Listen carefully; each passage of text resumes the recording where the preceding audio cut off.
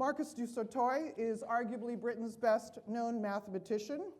No, that's Isaac Newton. He is the Charles Simonyi Professor for the Public Understanding of Science at Oxford. And besides having won many awards and distinctions in maths, he is a prodigious polymath who has been involved in many multidisciplinary projects in art as well as music. He has also hosted several TV shows, including The Story of Maths, and was named by Esquire magazine as one of the 100 most influential people under 40 in Britain. Oh, that was a long That was a little bit of time ago. That should be deleted, I think, for now. That's just embarrassing. Yeah. Okay, Dr. Rebecca Swift is the Senior VP of Creative Content at Getty Images. She has a PhD in photography. She directs the company's creation of imagery and video. And in 2020, Rebecca was recognized as one of Ad Age's 20 Women to Watch. She was awarded the most influential leader in UK visual media by the Corporate Excellence Awards in 2020. My last guest is Massimo Sterpi, who just made it here in the nick of time at 6:30, coming in from Milan. He is one of the world's top experts on the law of art and technology and is a partner at Italian firm Gianni and Origoni. Besides that, he is a passionate art collector, explaining why he is on the advisory board of the Peggy Guggenheim Collection in Venice and on the board of directors of the U.S. Friends of Maxi. He is also advising the Italian government on the law of AI and how it applies to the creative industry, and is the chair of the AI task force of the Union Internationale des Avocats, and is the current president of that organization's art law committee. Last but not least, he wrote a handbook on art collecting, which is called, I think I have this wrong, Massimo's Art Collecting Legal Handbook. Now in its third edition.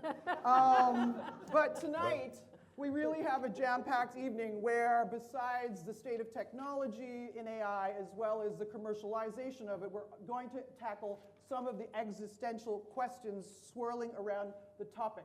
So, to begin, I want to ask the panel, what is creativity, by your own definition, or your corporate definition? And then what is art? And we can talk about both at the same time, or as you will. But Marcus, why don't you begin? Well, I quite like Margaret Bowden's definition because it's kind of gives you an easy way into kind of wrestling with quite a thorny question. I mean, I think it's like asking what is consciousness. It's very hard to pin down creativity and consciousness, and I think there's a reason both are difficult because I think they're connected. So I quite like Margaret Bowden's definition, which is it's something that's novel, surprising, and has value. So novelty is something you can judge quite objectively, but it's the other two which are very subjective. Surprise is about engaging your emotions. It's about waking you up and making you see the world in a different way. But that shouldn't be just for shock value's sake. It should have some value in helping you navigate your way through life in perhaps a new way because of that creative act. So I quite like that definition, although, so that's the definition I started with in my book called The Creativity Code. But ultimately, I really like Carl Rogers' take on creativity, which is, and I think this is what I would connect it with art, it's humanity's greatest tool to explore our inner worlds and the inner world of the other. And there's some proposal that creativity and art emerged at the same time as our consciousness because we needed tools beyond language, or using language as well, multiple tools in order to explore what this strange thing our consciousness was that was emerging. Okay, actually, just to be clear, so to be novel, surprising, and have value, that does not entail any form of human or any form of consciousness, whereas the definition of art that you just mentioned, there are two entities with consciousness communing somehow or revealing their inner lives. Is that correct? I just want to be clear on that. I would say that, of course, surprise is an emotional engagement, so therefore does represent some conscious... Human? Well, I don't think a computer at the moment or an AI is Well, I suppose you could program in surprise what it would regard as surprise. So it should be something which, within a parameter set pushes you outside that parameter set. So that would be surprising for it. So I suppose, but I think surprise is about emotional engagement, and therefore I think that is at the moment something that humans have. So if AI is going to be creative, it's about making humans. I think that's. Well, we're going to get into all of that, but I think the exciting thing is, can an AI surprise a human? Okay, all right, Rebecca. I mean, I think AI surprises me all the time, but not in a good way, in terms of kind of the stuff that you can generate on a AI generative model. I really like Margaret Bowden's definition as well. I'm coming at this from a slightly different angle, in that I'm thinking about how creativity can be applied. How can it be applied to a commercial product? I work in a space where creativity has an application. It is, in the commercial world, we have timelines, we have deadlines, we have budgets, we have resource issues, and so creativity is slightly more constrained. It's not freewheeling and surprising and as free as fine art or creativity beyond the commercial application. So I tend to look at creativity as an evolution of what you have seen before. And so that could possibly be something that a computer could do. So taking what is known and reimagining it in a different way, which is kind of how we tend to have to work for brands. There's, when you're working with a established brand, they don't want to do something that's way out there and fantastical. They want to do something that is associated with the legacy and the heritage of the brand, but is moving forward. So we have to use creativity to move things forward. But equally, creativity can be something completely new. I think if I'm going to argue for human creativity, it's taking aspects of things that are known and placing them together in an innovative way. So taking what? Margaret Bowden has this three. Oh. I felt like there was a separate conversation. There was like. Marcus's book has three different. He defines three different kinds of creativity. Again, I have to credit Margaret Bowden for this. So she has three different sorts of creativity, and the one you described, which is the one I love, which is combinational creativity. Yes. Taking things from two different realms and seeing how one new style from music might inform visual creativity or something like that. So, yeah. Okay, but now you're talking about commercial creativity. Do you want to say anything about fine art? Because it seems that it's a very different category, just based on what you just said. So did you want to take a stab at that? I think the difference with fine art, and again, this is just from my perspective, kind of looking at it from afar, is that it's more about it's more about personal vision. It's about kind of needing to get something out into the outside world from within yourself. We see a bit of that in commercial creativity, but we are more constrained by brand guidelines and like I say, brand heritage, etc. Now, Massimo, what about you, your own definition, and also why don't you also explain? This is a good time to bring in what is the legal definition of creativity. I start with the most banal definition, that creativity is anything which is not a copy.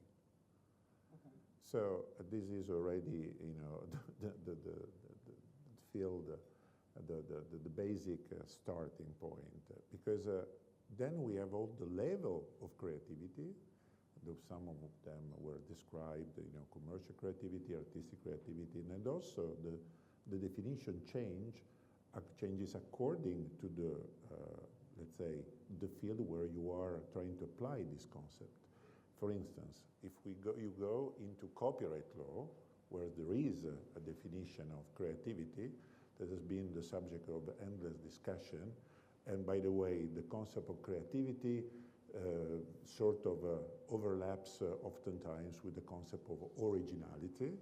And the latest prevailing definition at the EU level, that at some point was even adopted by the UK, and is maintained by the UK even after Brexit, is that the creativity is the sign of the personality of the author, which is very much linked to the personality of a human being.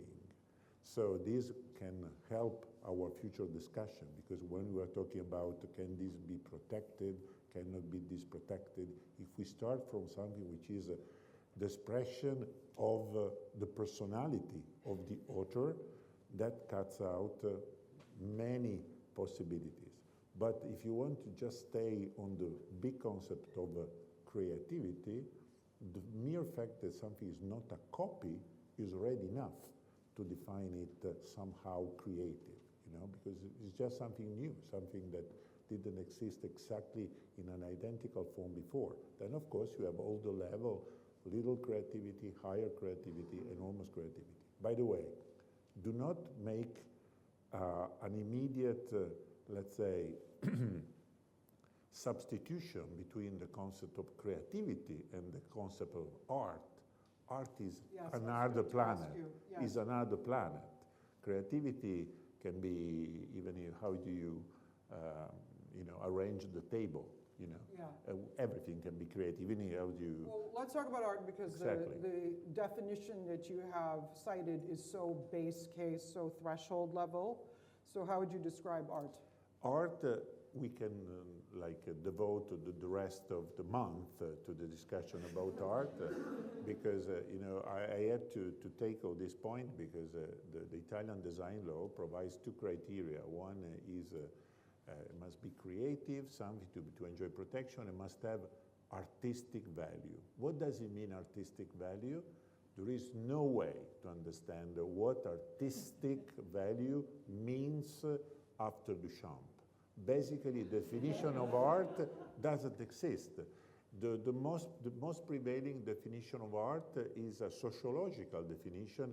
Art is what the art world considers art, which is a loop, is a complete loop, because it's not linked to beauty, it's not linked to the psychological effect, it's not linked to. So I have my own definition of art that is. Okay, we won't get into that. No. So you're saying anyway, No. But I have my okay. own definition of art, which is quite clear cut, which is art. The difference between art and not art, or like a text or on an image. What's the difference? Because now we come into that when we're talking about generative art, like art. Like images generated by an artificial intelligence. What's the difference between an image that I can paint and the same image that is created by an artificial intelligence? Is the conveyance of meaning. An artist uses the artwork to convey something, to convey a message, okay? Is a communication means. The artist is creating to talk, to communicate with others. The machine is creating to create. That's the end of it.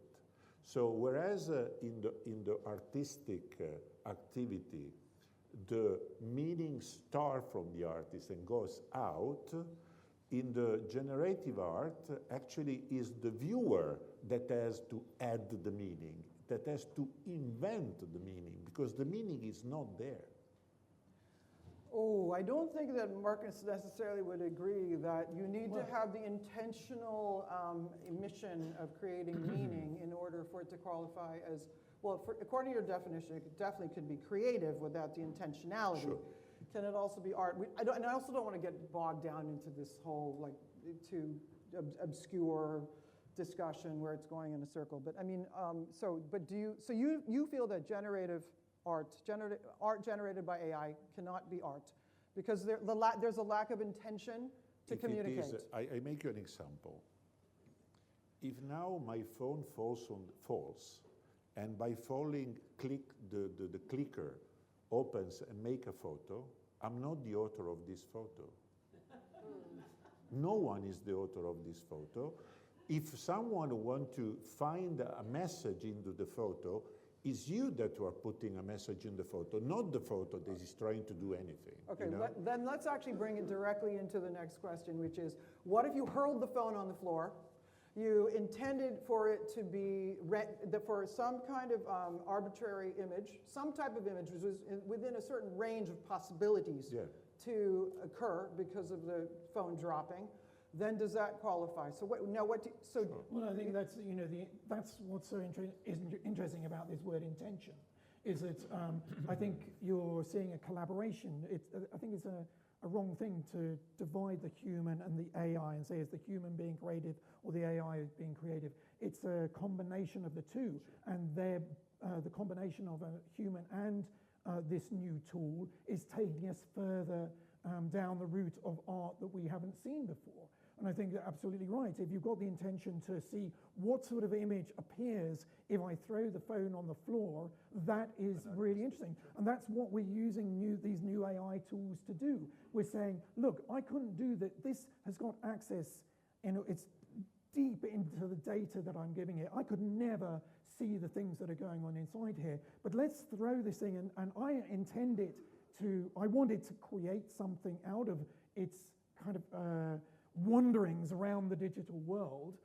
The intention is coming from me to create a piece of art, but there's no way I could have made that myself without this tool. And I think that's really how we have to see this thing. It is a tool at the moment for extending our own creativity. And that can actually produce a meaning that we haven't put in there or seen ourselves. And I think that's the exciting thing, is that you can find, the AI can be finding hidden meaning that we have not realized is there in our art world or in the data. And that's why I think it's an exciting, again, tool. We will recognize this as new meaning, but it will be an essential tool in uncovering meaning in a world that we perhaps haven't realized that there is hidden things in there. To give an example, there's a very nice experiment that was done where a jazz improviser in Paris trained up a piece of AI called the jazz continuator. And so the jazz continuator learnt the style of improvising that he did. And they did a concert together in a call and response mode. And they kind of cutely put up a screen and asked people could they tell which one was which. That wasn't what was so interesting, because nobody could really tell who was the human and who was the AI, because it was very good at copying style. But it was Bernard Lubat's response, the pianist, to what he was hearing. He says, everything that AI is playing is me. I can hear it's my sound world, but I've never ever thought of doing that before with my sound world. I got stuck in my particular way of behaving. Actually, he was behaving more like a machine. He was just repeating behaviors. The AI said, look at how much more stuff you could do with your sound world, and it opened up a whole new way of playing for him. Now, by the way, I want to talk about that continuator that you just mentioned, the jazz improv, where the improv it was very authentic to the musician. Would you say that the method by which the AI generated those notes was similar to what large language models do, where there is a word and then through sheer probability and patterns and the detection of patterns over huge amounts of training data, it guessed what should be the next word in the sequence? Is it similar to what happened generally with the continuator? It's very similar. It's based on a very statistical analysis. I think we perhaps should take a step back and just ask, why are we at this moment in time up here talking about AI being creative? Because I think we have to recognize a completely phase change in the way that code is being written, which has caused the fact that we're all here today. And I think it's important I think if I could just spend a little time just to make sure everyone understands what has happened. Because code in the past was written in a very top-down manner. So there's no way the machine could be creative, because all the instructions were coming from humans. It could do things faster and deeper than us, but any creativity out of the machine was the creativity of the human who originally programmed it.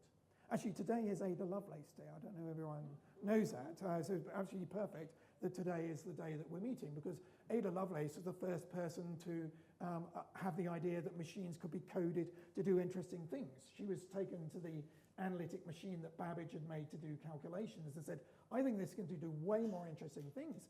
And she proposed the challenge that maybe it could compose music. But she said that shouldn't be regarded as the creativity of the machine because it's the human who programmed it. But that has all changed because now machine learning, and today we should also celebrate the fact that the Nobel Prize for Physics was given to 2 people for machine learning, not physicists. I don't quite understand that, but there you go. Because we have a different style of coding, which is bottom up, where the code mutates and changes as it interacts with data, such that down the line the code is so complex and so different from what a human put in that something that pops out of there really could be called the creativity of the code and not be credited to the human who started the whole process off.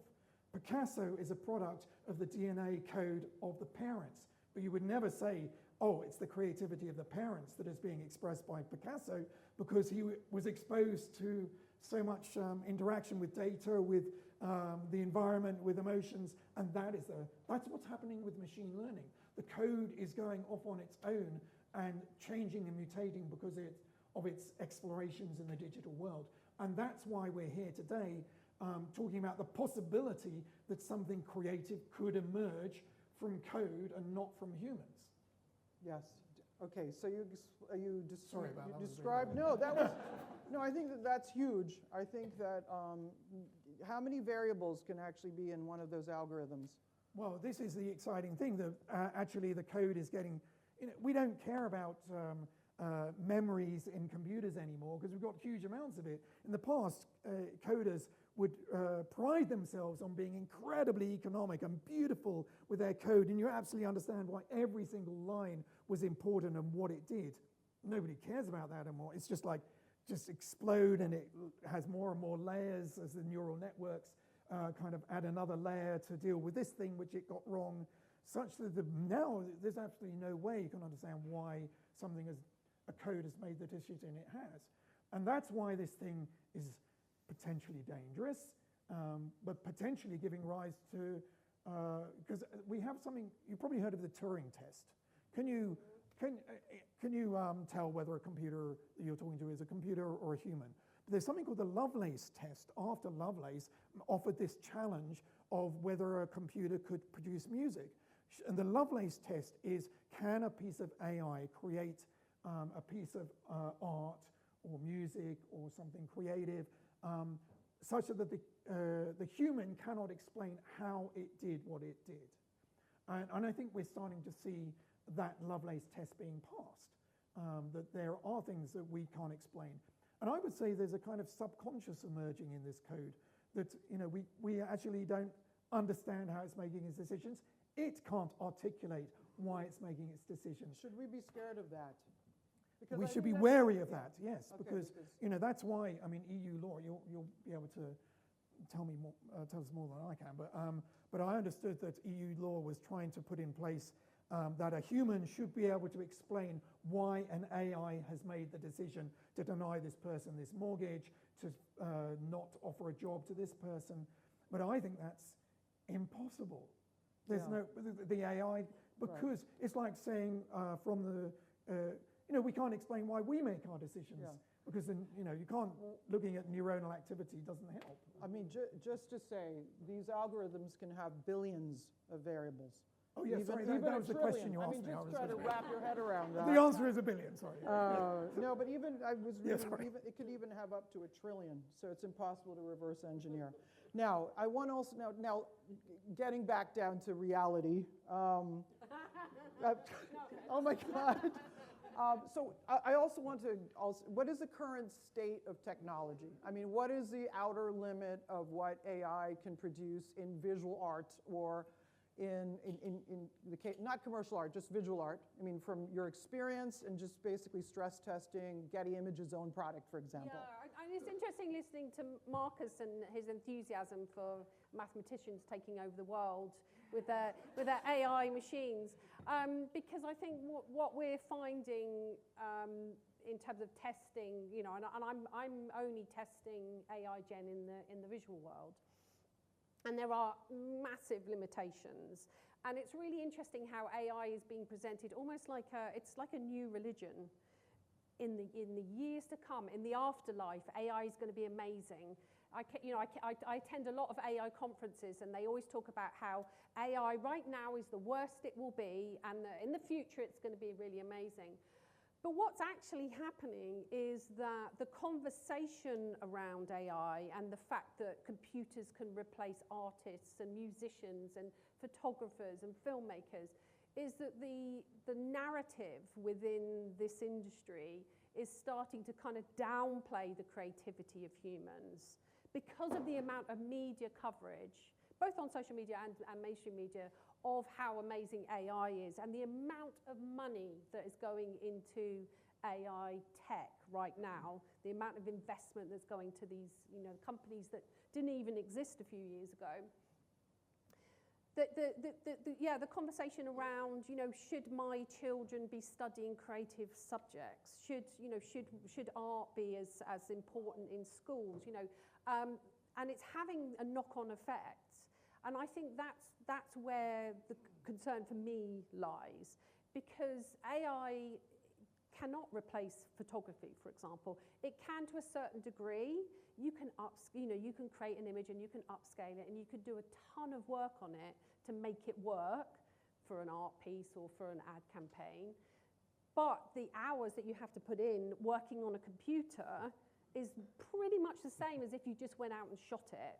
And I don't know about you, I would rather be running around the streets taking photographs with really creative people making amazing images than sitting at a bloody computer screen. Because I can't even get my photographers to do their admin and put the right captions on their images. If I then had, we have 500,000 creatives who work for us. If they were then all sitting at computers, I think the quality will soon degrade. The other thing is, and this is again is something that I'm particularly interested in because it's really impacting our industry, is that the machines at the moment are being fed through, for 25 plus years of digital content, because we've been uploading content onto the web since the late 90s, early 2000s.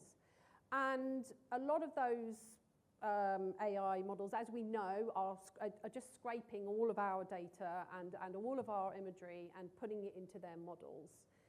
If we stop putting content online, if we stop putting high quality, artistic, crafted imagery, then those models are going to fail. And they're going to start eating themselves, which is what we're starting to see with some of the models now, where they are putting AI-generated content, and again, I'm purely talking about imagery here, back into their models. The model is starting to recreate, they're replicating AI-generated content rather than replicating images that have been created by humans. Like low-quality results on Google searches. Yes, so you just text. you can imagine over a number of years we're gonna regress. Right now it's very exciting, it's new. Or we talked about the definition of creativity. It's incredibly novel. It's a different aesthetic, but that aesthetic is going to get very tiring and dull very quickly. Now, is that largely due? When we talked earlier, you said there's very little trust in AI. Oh, yeah. Yeah. So you talk a little bit about that. I think the other thing is, and again, I'm very much interested in how the general public reacts to images. We do a lot of image testing at Getty Images to kind of really understand how images work in a commercial space. So how images are served up to you on social media or in advertising campaigns.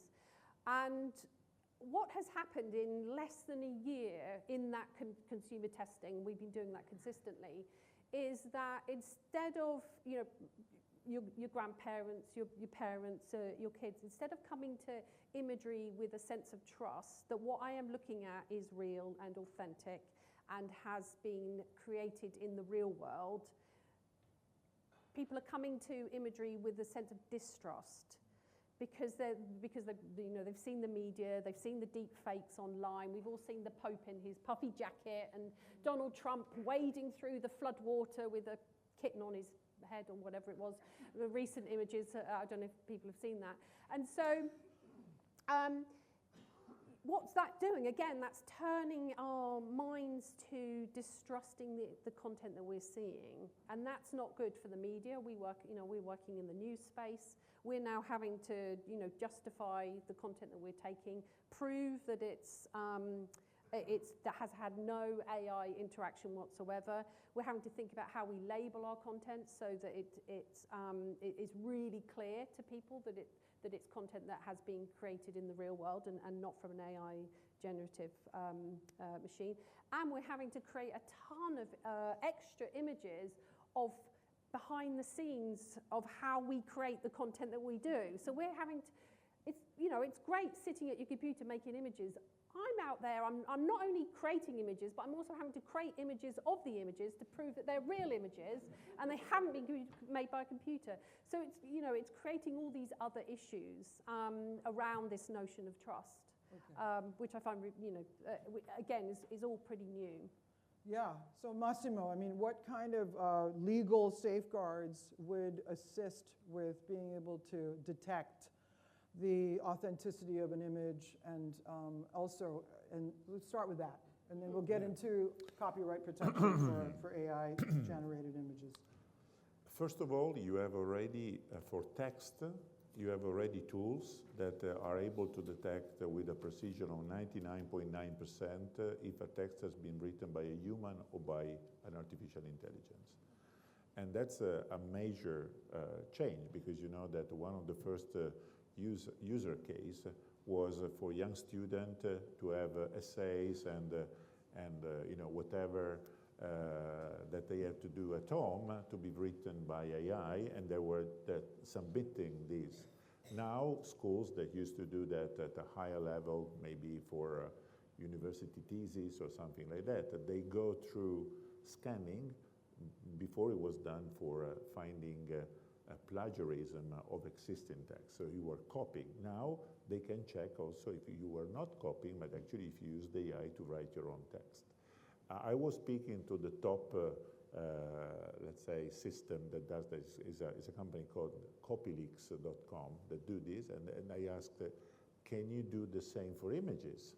And he said, yes, but it's a different word, because the images and in a sense, the text and in a sense even the sound are created with a feed-forward model. That is the one that you described, that you add after each token is a piece of a word, the most likely token to be there. Whereas for images, they use normally the so-called diffusion models that sort of destroy an image, creates some point, and then recreates the image starting from these points, or generative, the GAN model, the adversarial network that create randomly images and then select the one that are most likely to accepted by a human as created by another human. The Wundt curve. Exactly. Yeah. So this is, so there are different logics. So in a sense, the technology will be able to detect if technology created the image. And this is under a technology point of view. But from the legal point of view, you have more and more laws that oblige to declare if an image has been created with generative AI, so the famous deep fakes. And now California just issued a law that is obliging, whenever you publish an image that is a deep fake, you have to declare this is a deep fake. No, this is created with generative AI, which is important. By the way, the Italian government just introduced the same provision in the Italian law on artificial intelligence. Right. You must declare that.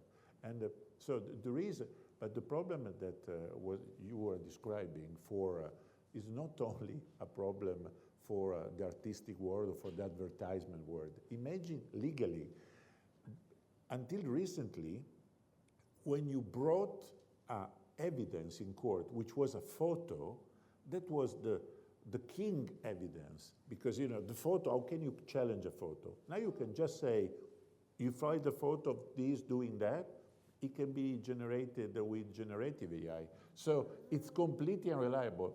To prove that the image is real, you have to come with additional evidence about how the image was, how the photo was taken, where it was taken, to bring the one that took the photo. So it changed entirely. Now you can easily say, no, it can be generated with AI. So what evidence is that? Okay, now you touch on a whole welter of issues there. Let's actually take a moment to also, can you tell the audience what are the different levels and case law about generative AI lawsuits in the different jurisdictions, especially the UK, the US, and and it's in a great state of flux, China, Italy. What are the levels of copyright protection that have been afforded to this new category of output? Because I think it also is an explanation of the mediocrity, of the crappiness of a lot of the AI-generated visuals that are being produced now. So please let's do like a little primer on that. This is one of the most, let's say, impressive situation, because the same image that has been created somewhere by someone will be considered protectable or not protectable when it crosses the border from one country to the other. So at this point, the US took the stance that basically, unless the use of AI has been minimal, like to improve an existing image, then you can still claim copyright on the image. But anything where the AI had been used substantially is not copyrightable. Then you move to the UK, and the UK had probably the first law in the world about computer-generated works. But at the time, computer-generated work was what you were saying, Mark, at the beginning. So, Marcus, it was someone that in order to create an image was writing software that was targeted to create certain kind of images. But now we are in the opposite situation, because someone created, but there was no user. There was a viewer, but not a user, okay, of the system. The user was the one that created the software. Now we are in a different situation with the generative. Someone created the software, okay, and the algorithm and everything, the platform, the AI platform. But then there is somebody using the AI to create images through prompts, okay? So the legal concept that was used by the UK law was to attribute fictionally the copyright on the computer-generated image to the person, is what it's called, let's say journalistically, the man behind the machine. So the person who made the arrangement for the work to be created through a machine, okay? So the man behind the machine. So at the beginning it was clear. So you write a software that creates wonderful waves on the computer screen. Before the prompt? Before the generative AI, okay. And you are the copyright owner also of the image. By the way, it's more appropriate to talk about owner of the copyright and not author, because there is an inherent contradiction, because the UK law says that when there is a computer-generated work, the author cannot claim moral rights. But the moral rights that exist here are the right to claim paternity of the work and the right to oppose the derogatory treatment of the work.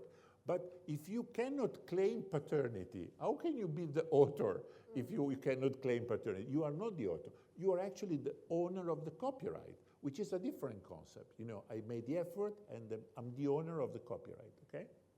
But now there is a problem, because now it's not only one direction.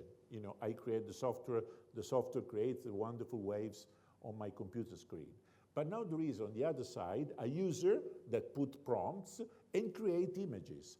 So is this man the man behind the machine? No, this is the man in front of the machine. Okay. And now the problem is, how can we interpret the law, the existing law, to apply, does this law also apply to the man in front of the machine? And the discussion is that, because at some point they say, okay, the law is very generic, probably if there is a man behind the machine and a man in front of the machine using and creating images, they can be co-author. But that doesn't work. The most sophisticated, let's say, interpretation of the law is that probably the only reasonable, let's say, way of tackling, generative AI is to say that the author of the program is the copyright owner of the computer software. Okay, but the owner of the copyright on what is created by the generative AI through his own prompts. Yeah. Let's call him the prompter. The prompter is him, or is himself or herself. Okay. But he has no protection. No, wait a second. Not yet. Now, in the UK. wait a second. In theory, if you apply the law says that there is a copyright protection.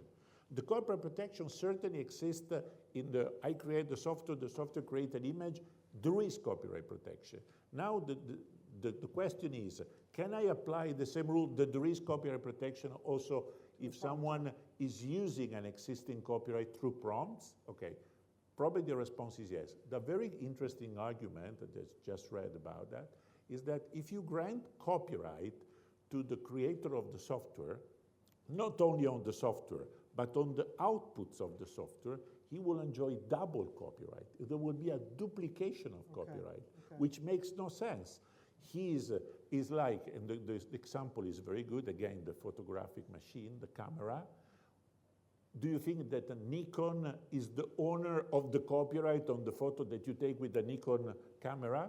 Makes no sense. Right. So for the same line of reasoning, the creator of the platform has all the copyright on the software of the platform, but then the user get or do not get a copyright protection, depending on what they do, and that will be probably what we discuss later on, about the level of intervention, the level of creative intervention of the user of the AI, and as a separate copyright, okay? Okay. So what jurisdictions are going in the right direction, So, in your opinion? Because UK is sounds like this. It's an like that. open area. Italy, fortunately, also, with my... Thanks to Massimo. Yeah, anyway. Being So Italian. they were the first one to write in the artificial intelligence law that if there is a significant, recognizable, and demonstrable intervention of a human in the use of AI, the human can enjoy copyright protection on the output, even if, by recognizing the tool status of AI, generative AI. The problem is that we are stupid, because we mixed the mimicry of AI, the mimicry of a human creativity, as real creativity. This is not real creativity, it's a mimicry of human creativity. So we cannot make a mistake that, the machine is creating anything. The machine is responding to inputs. It's just doing, I always, I always prefer to use a different word. I don't say that is creative, but I say that the AI is combinatory, because it just put together pre-existing information. I was speaking with someone just before the start of this nice conversation, and I said, it's very basic. Artificial intelligence is a combination of two factors, an algorithm and pre-existing material. If you just have the algorithm without pre-existing material, the artificial intelligence cannot produce anything. You need pre-existing material to train it, and then by recombining the previous content, can be sound, can be words, can be images, then it can put out something. How does it do it? The explanation is the generative adversarial network, where you have a generator and let's say a selector or the other machine. So one machine creates images randomly, but the second one is trained to select among the randomly created images those that are most likely to be recognized as by a human as human-generated images. So you see, it's a process of mimicry. No, I really need to object to I this. know, I'm looking at him the I whole really time. need to object to this. I I was was looking at him looking. the whole time. This is a mistake that everyone is making at the moment about generative AI, that all it can do is pastiche. And this is a big mistake because GANs, generative adversarial networks, yeah, they can be programmed like you said, but they can be programmed in a much cleverer way, which is the generator algorithm understands the parameter space of data at the moment and is tasked with breaking that. How do we go into the new?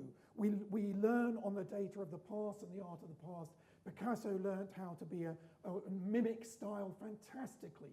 And then he said, I know how to do the art of the past. I'm going to do something new. Generative adversarial networks have done the same. They say, I understand the parameter set. I'm now going to push into the new. And the discriminator algorithm says, no, that's too close to what I've seen before. I'm not going to accept that as something. It's too much like what we've seen. Or else it says, you've gone way beyond what we regard as art. So there's something called the Wundt curve, which is our reaction to the new, which is we get excited if it's a little bit further from what we've seen before, but if it's too far, we feel revolted.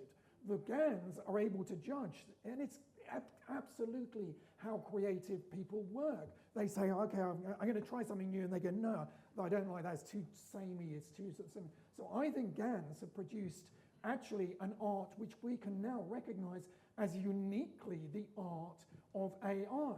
I used to do some experiments when I first wrote this book, and I would show people pictures of a Rembrandt created by AI and a real Rembrandt. They could never tell the difference. It was a 50-50 split, real Brexity vote on. And I used to do the same with AI-generated art with a GAN and human art. And at the beginning, people were equally bamboozled.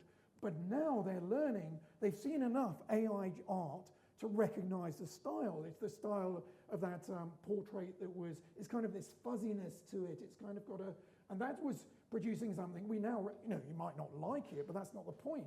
It's a style which is unique to the GAN. I think we've taken a regressive step with things like DALL-E and Midjourney, because people have said, yeah, but that doesn't look like something that we would make. And Midjourney and DALL-E have gone backwards to correcting the style that was emerging out of AI and making it look way more human again. So I sort of feel we missed an opportunity to allow AI to express itself, which I think, so the GAN, and I think again, the reason I wrote this book is I thought I recognized a moment of true, genuine AI creativity, which was in a very confined environment of a game. It was the game of Go. Many people probably know the story now. Move 37 in game 2 of the AlphaGo against DeepMind is a moment which changed the way we play Go. It wasn't just that it won the game, it made us play the game in a new way. It made a move very early on in the game, deep into the center of this board, 19 by 19 grid, you're putting black and white stones down. It made a move, and all the commentators who were watching it were like, oh my God, there was a gasp about how bad this move was. But no, I'm going to just finish the story, and you're going to don't worry, yeah, you're going to have time to respond. Ultimately, this move won AlphaGo the game. It was new, it was surprising, it was novel. And it was emerged out of the learning process of the code. It was not there put in by the human. In fact, if a human had seen that line of code, they would have deleted it. The human would say, that's bad play, your Go master would slap your wrists. It has changed the way we play Go. And you might say, oh no, but it's just, it's just more of the same. It wasn't. It learned on our games, then it generated synthetic games, and through that process of learning, it came up with a new sort of move. I think that really is not mimicry at all and deserves to be called the creativity of the code. Okay, now go ahead. Simply, the solution is in the dynamic between the generator and the discriminator. because the generator is randomly No, creating it new isn't stuff. randomly created. But randomly because, according to the parameters of the coder, because the generation follows the rule of the coder. It's not, Why do you say it's random? It doesn't need to be random. But it's actually normally random. And then, if you want to have a result which look like less human, you just lower the discriminator activity, and then you have a very weird stuff. I think this is a misunderstanding of how the game works. But actually, this is how it worked. The first images that were created like that were exactly, you can actually move the level of discrimination. But this isn't mimicry. But the problem, but when the generative AI was arrived on the market, it's not that it was generating text like any sort of text. It was generating text that we can read like human written text. So clearly the mimicry is of the human behavior. The fact that it can create whatever else, but that we cannot understand, we cannot follow, certainly is a possibility of the machine. But then are you saying our human creativity is mimicry as well? No, but because it all wait, comes out of, if I may, the thing is that you are confirming my initial point. What you are describing as machine creativity is simply not generating a copy of something already there. It's just recombining elements randomly, more or less randomly, or according to the instruction okay, we but see. then the move 37 in the game of Go, how do you credit that as just some sort of, I mean, it's new, but is it just mimicry? I don't think so. No, but the thing is that certainly the level of combinatory, let's say reasoning, but wait, if you put, there is the chimpanzee paradox. If you put a chimpanzee with a typing machine and you give an infinite number of days, the chimpanzee will write any novel that existed in human literature, because he's simply the effect of a mathematic effect. So for the same reasoning, if you just permit the algorithm to go on forever, there will be something But that's that not is what created. happened, was it? I mean, it had a very focused goal, which was to beat this person at a game of Go. It wasn't just doing the infinite monkey cage. Sure, but if you put two human players of Go, and for the rest of the history of the world, they will come to the same solution. It's simply a matter of time. The machine that has capacity, a mathematical capacity, which is endlessly higher than a human, found a solution. But it happened, it happened the same with chess. 1 more minute on that. No, Yeah. it's all right. Yeah, No. I understand But that, that- okay, maths. you're saying it's a question of computational capacity, which transcends that's the point you're making, and Exactly. you're I saying think it's a it's true cleverer than quantum that. leap of creativity. I think it's Those are the cleverer two than that. positions, and you guys Yeah, can we'll talk about fight it out. Okay, We'll Rebecca, talk later. Rebecca, you can talk about it Do you later. remember me? She's the woman. Okay. I mean, my feeling on this, if you're interested, is that Yes. it's more that I think the conversation around AI right now is is it AI, is it not AI? Can you recognize an AI image versus a non-AI image? Can you recognize this voice? Is it human? Is it AI? I think we will get to the point as human beings where we don't want to be guessing whether it's AI or not. We will want complete transparency of what we're looking at, what we're listening to, whether we're playing a computer Go or whether we're playing a human. And I think that goes to what Massimo was talking about in terms of the labeling and making sure that we are not being hoodwinked into thinking that it's a human. Because right now, I think, to bring it back to art again, it's the story of how that thing was created. It's the backstory. It's how that thing came to being, what it represents, the emotion and your own personal view that you can put into that piece of art that makes it valuable. I take less value from somebody who says, I have made, you know, I set this computer off, it went off and it's made all these wonderful art pieces. Isn't it amazing? And I think value is the thing that's going to be the defining factor, especially in the art world, whether we as humans think that something that's been computer generated does have value, and whether we're willing to pay for it, whether we're willing to come to an exhibition to see it. Right now, you know, there are various artists who are showing AI-generated art because it's new and exciting. But will that replace what we currently see in most of our institutions? Okay, now that pertains to fine art. Now, on that note, I also want to move on to the ultimate impacts or the medium-term impacts of AI on the creative industry, because this is actually one of the big themes of the talk. I mean, yes, in terms of fine art, the human element, the motivation, the fact that you were just saying, like it needs to, the artist needs to express it, almost like a physical need to embody themselves in an artwork. How about what you were earlier talking about, commercial art, though? Yep. Don't you think that you did say earlier that AI is perfectly capable because of the combinatorial capacity to replace potentially, could it replace large swaths of the commercial art industry? And then I'll ask also you to elaborate on that. And this is a question I get asked a lot, you know, is this the death of your industry? And two things are happening, and I think one thing that's happening to what Marcus has been saying is that a new aesthetic has emerged. And that aesthetic is interesting and exciting and new. In much the same way, I have to say, I'm gonna associate it with the advent of Photoshop. So when Photoshop started being used by photographers and visual artists to a bigger, you know, a large degree in the early 2000s, we started to see a kind of computer-generated style of art coming through in commercial photography. So this is just the next evolution of this. This is a new tool. It's a new, you know, computer-generated tool that allows to create a certain type of imagery.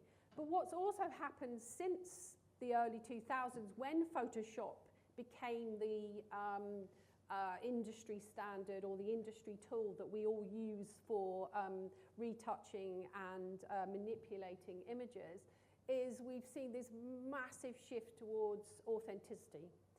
And real, you know, what's defined as real, candid, almost documentary style imageries. So when I started in this industry in the 90s, there was a clear definition between news photography over here, incredibly authentic, not at all retouched, you know, well captioned, and then creative imagery, which had this very kind of CGI, Photoshop look. What's happened in the last 20 years is we've seen this kind of convergence of the two, where now in advertising we see a lot more imagery that could have been shot on a camera phone.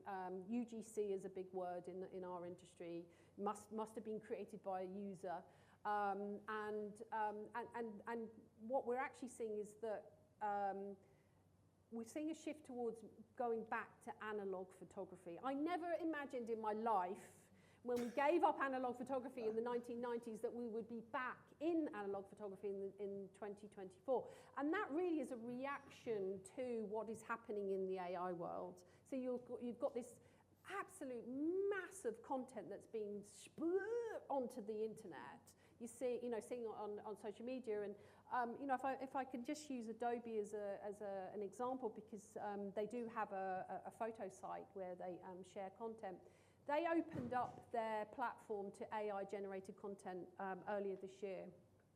In the 9-month period, they have 100 million AI-generated images that they have on their site for people to license and to use.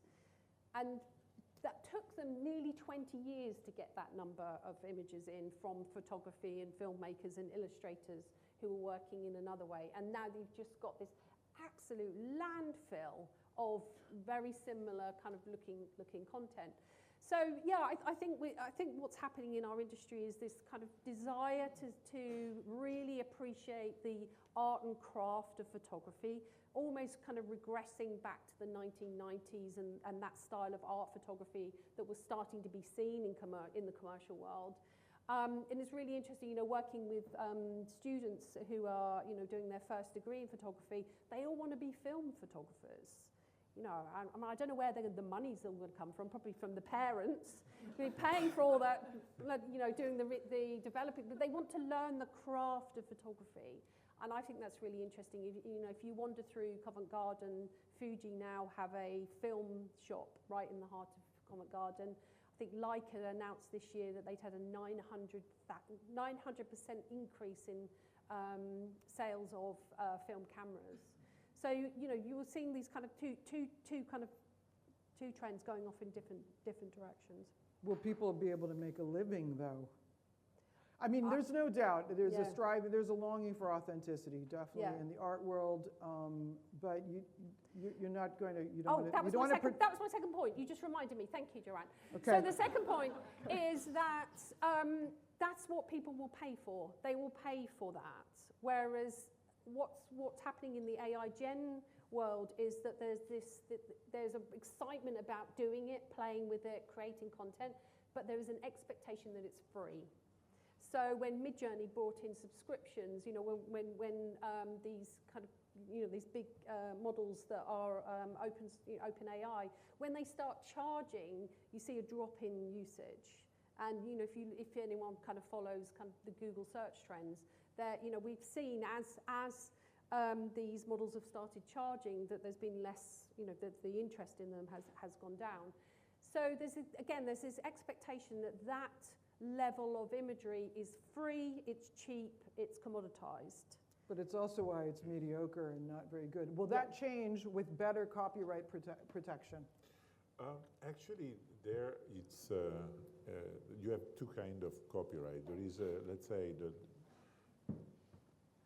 there is a big discussion about is copyright the right way of protecting this kind of creativity? Should we create a different kind of right, which is called neighboring right, which are lower level rights? The duration is shorter, but they don't even need creativity. Like, for instance, a music recording. A music recording is not a creative act. I just record your performance, but then I have the right as the recorder for a certain number of years. So there are already cases. The thing that there are discussion at this point. Certainly, there are two phenomena that are at the same time, or the same phenomenon can be described in two ways.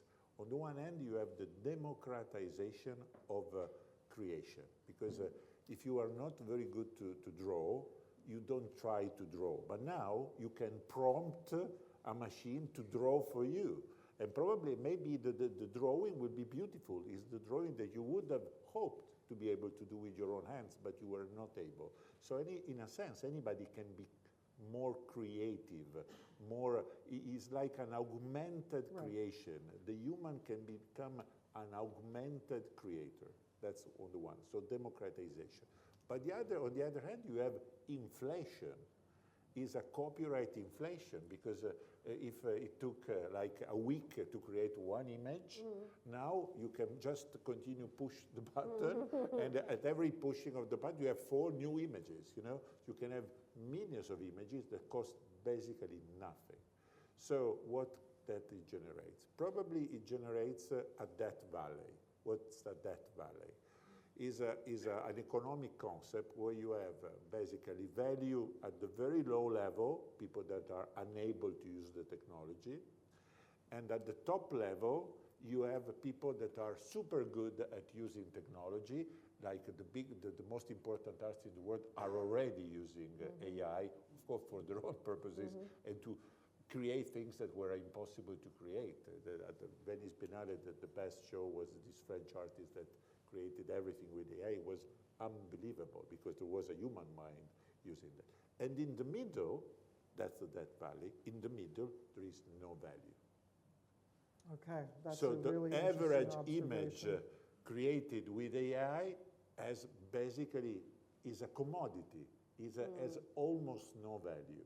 So that's the problem. So in a sense, is the destruction of the value of certain average images you were using for, I don't know, in a brochure of a hotel or in commercial advertising. And this is actually what's happening. So, and there are already two user cases that I would like to mention. One is the translation. And translation is not so banal. You remember, the translator has a copyright on the translation, which is interesting because it creates a new word which starts from another language, but it has to interpret in his own language. And in the translation world, actually, there has been, the market has been destroyed. Because basically, the cursory translations that you just make, not for create a piece of literature, but just to understand what a text say, that are done by, are automated. There are translation algorithms that are incredibly effective, especially DeepL, if you ever used that. Not only translates word by word, but translates changing the way of saying certain things according to the language, which is really impressive. So what happened in that area? That there are cursory translation, which are a commodity. The only translator that survive, they start from automated translation and they refine through humans the 3% that it's really changed at the end by the human translator to make it really precise, etc. So you understand that an entire, the best example, which is very telling, the husband of a very good friend of mine was a professional translator, and now he plays the saxophone in a jazz band. To be replaced by the continuator. No, actually, exactly. Another sector that was very much disrupted is the commercial music. The kind of music that you use like in website or when you create a story with images. Shutterstock bought this company that I was an investor in. They bought a company that was doing very good commercial music, and now it's when you create an album, automatically creates the music for you for free, you know. But actually, so the commercial music has been impacted dramatically because now an entire, let's say probably 80–90% of the commercial music is done by algorithm. The rest is done probably either by human from scratch, which is like to go to the tailor and have your own suit to be done for you, or at least by musicians that start from AI and they adapt, they go on with making them more creative or adding human creativity to that.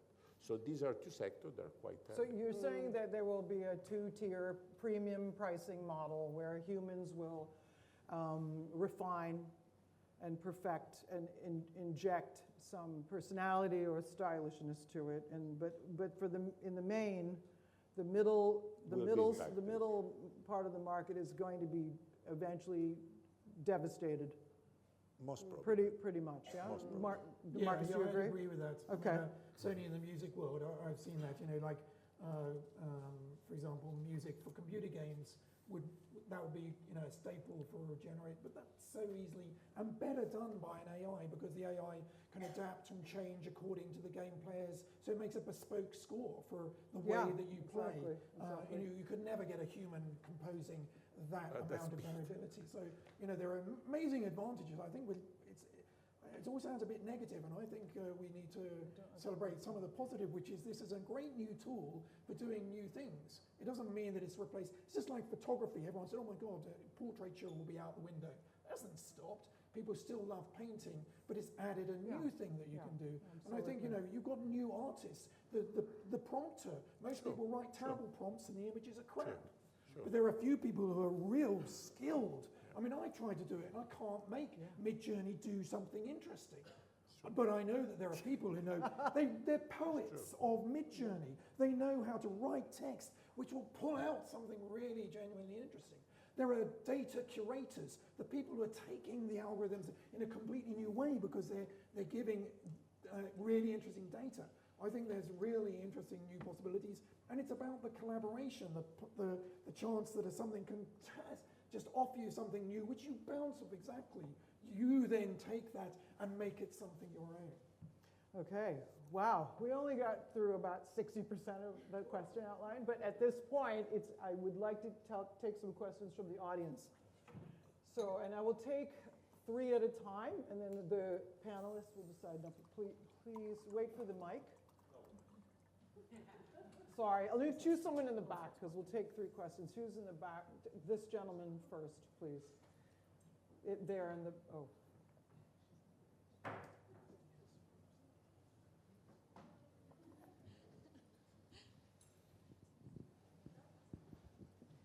Thank you. Really interesting discussion. I'm curious to get the panel's perspective on AI perpetuating biases. Oh, you're talking my language. We're going to take 3 questions. I also work in the creative industry. 3 questions first. Okay. Yeah. This gentleman who also needs the mic over here in the front row. Front row over here.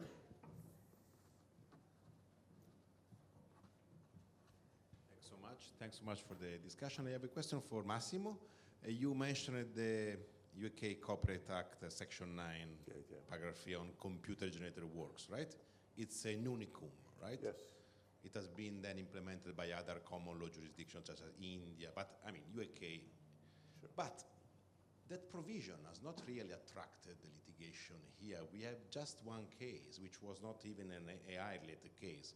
The Mazuma case was about a video game, right? Yes. So, is it disappointing that having a provision here in the Corporate Act since 1988 on computer-generated works, it has not really attracted attention? Some AI companies didn't even know that there was such provision, right?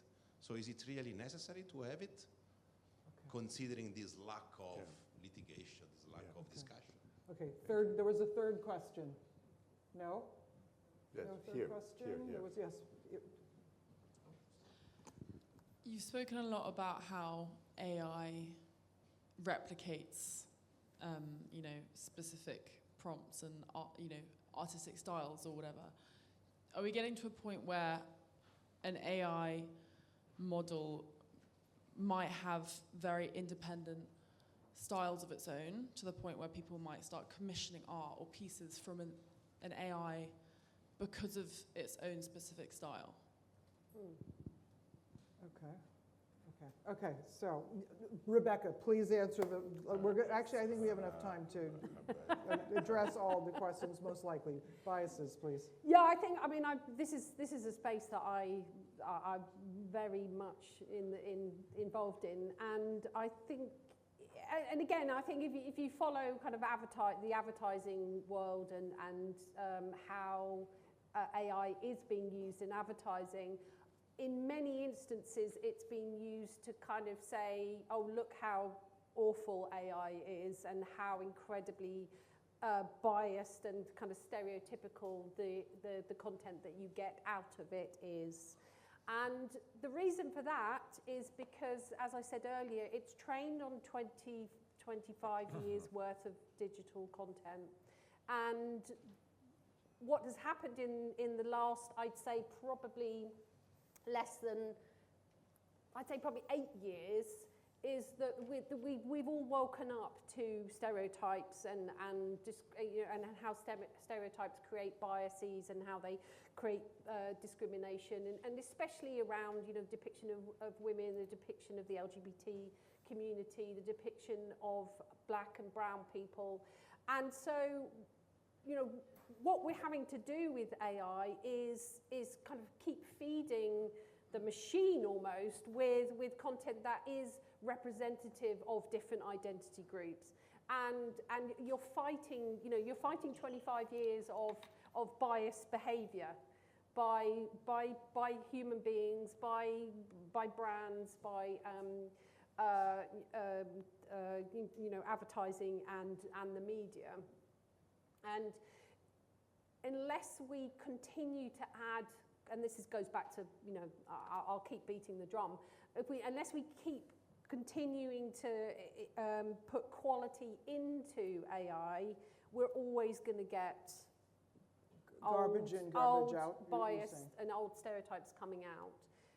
And you know, we've created our own, just to have a little push for our own AI tool at Getty Images, but we've created our own tool out of our creative content with NVIDIA. And the reason we did that was because we knew that our content was not stereotyped and biased, and we've done so much work on kind of changing how, you know, the depiction of people, that actually it's very hard to get stereotyped images from our model. It's not, unfortunately, not the case for many of them. Did that?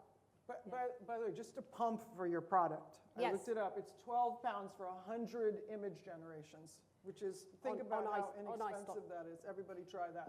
Okay.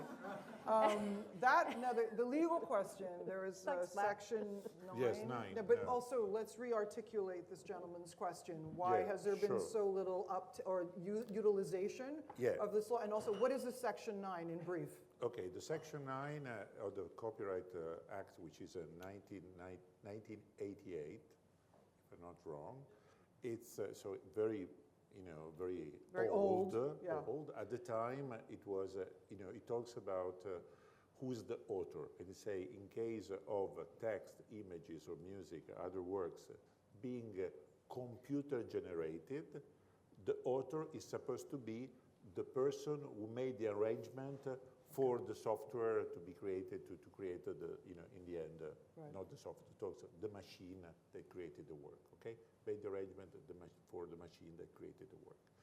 At that point, it was just this monodirectional, okay? So the man creating software or something, Yeah. and then the software creating something, okay? Why was that? The other provision, which is, you don't have moral rights, we said that, but also the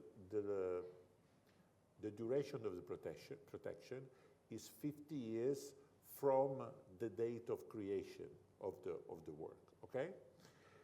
To the contrary, if a work is created by a human, okay, the same work is created by a human, the duration of the protection is 70 years after the death of the author. Oh, wow. So actually it's much, much longer, okay? That provision worked for computer-generated work without human intervention. And that law now is not at ease with with the generative AI, because we have a man in front of the machine which is using the existing program. So the problem that we discussed before. Why that law was not successful? In the past, probably because really many computer-generated work were not so many. And second, if I may, is my guess, but you know much better because you live here. Actually, the level of creation and the value of the creation was not justifying litigation, because the litigation is so expensive that spending hundreds of thousands of pounds or millions of pounds in a litigation for a license fee that were probably worth a few thousand pounds was not worth. The thing is, however, why that norm is not successful now? Because that was a very interesting discussion that you certainly know, is that at this point, when with a sufficient degree of creativity, the human prompter can pretend to have a human copyright, because the generative AI is just a tool that he's using, if he can attract human copyright to himself, his protection is much longer. Is in his entire life and 50 years later. Now I stop, but that's very interesting. A very big discussion around this concept is that this law was inviting people to disclose the fact that they used a computer to generate the work. Because actually, if you say, like in the US, that if you admit that you used the generative AI, you cannot enjoy any copyright protection, you will simply not say that. You will not say that you used generative AI to create anything, You just, no, I created myself. And then prove that I did not, So in a sense, that law was very interesting, because by granting the copyright, even if you were using a machine, And if we can interpret the law as also allowing the man in front of the machine, or even allowing the man in front of the machine that is using generative AI with his own creative prompts, and I agree, I totally agree with Marcus that I saw this advertising agency, we had a workshop together. The prompts were 2 pages, 2 pages long of prompts, hundreds of prompts to refine, change, move, and then it took days to come to the final image, not seconds. Could have shot it in half a day. So, Yeah.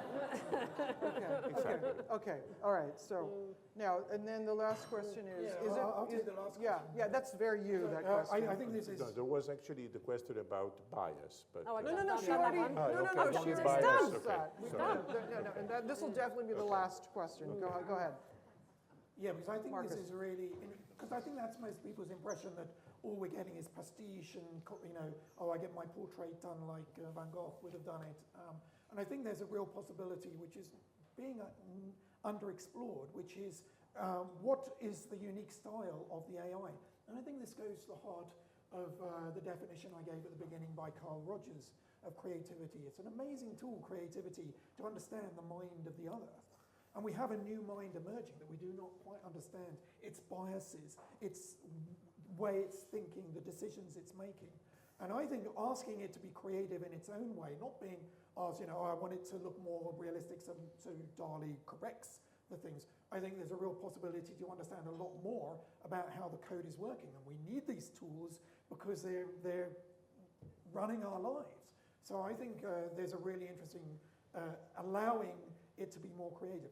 And one of the interesting visual projects which didn't produce interesting aesthetically in beautiful images, I think was Deep Dream that Google used to understand what is its vision recognition software really seeing. And it kind of inverted the whole thing, gave it black and white pixels, and said, just dial up what you see in here. We're quite interested to know what is going on inside your code.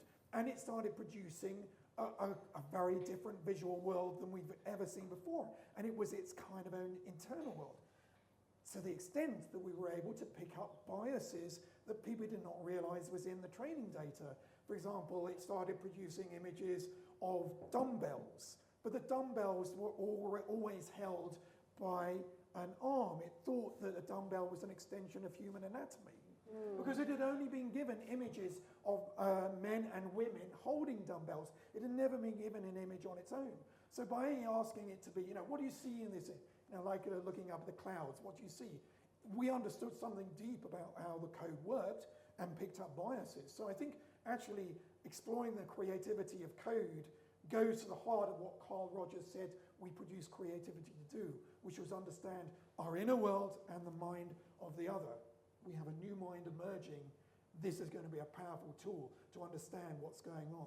In particular, when it becomes conscious, which I think it will do, a long way down the line, that is when we're going to see intention emerging, because consciousness will come with free will and intention, and it'll be the moment that isn't somebody else saying, could you write me a novel about MI5 in London, blah, blah, blah, blah, blah, blah. It will suddenly start producing stuff. Where is this coming from? Because there's an internal world and intention, and that phase change will mark a new spark of creativity in the AI, which is not coming from the intention of the human. I think that's going to be another book for Marcus. In the meantime, his book is available for sale at the back of the room, and he will be there to sign his books and continue the conversation. There's another book as well, which I wrote a book about around the world about in 80 video, games. about video games. If you About like his video games, which of course is what AI first showed that it could be creative, there's also a book I wrote about games, which is my most recent book. Okay, but put your hands together for this amazing panel.